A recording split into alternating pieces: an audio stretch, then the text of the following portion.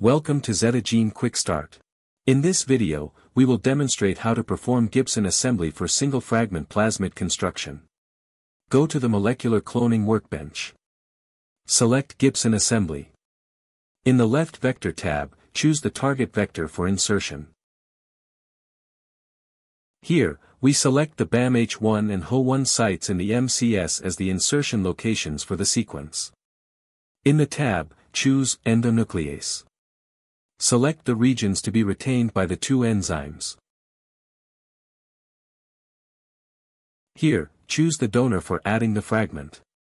We design PCR-compatible primers on both ends of the insertion fragment.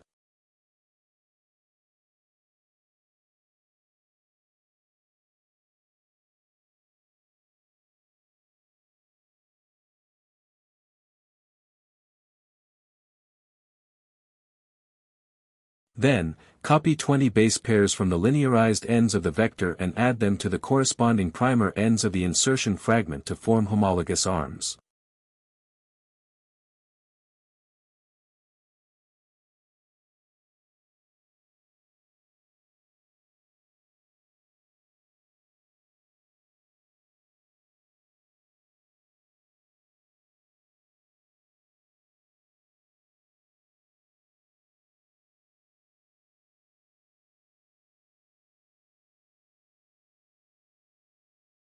Here, select PCR-based linearization.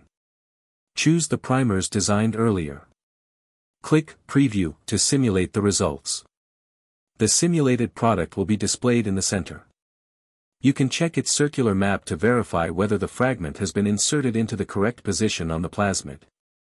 You can also go to the sequence view to confirm whether the inserted fragment is fused with the original tags of the plasmid for expression.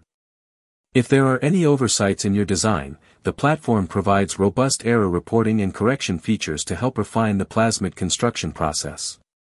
Finally, click Save.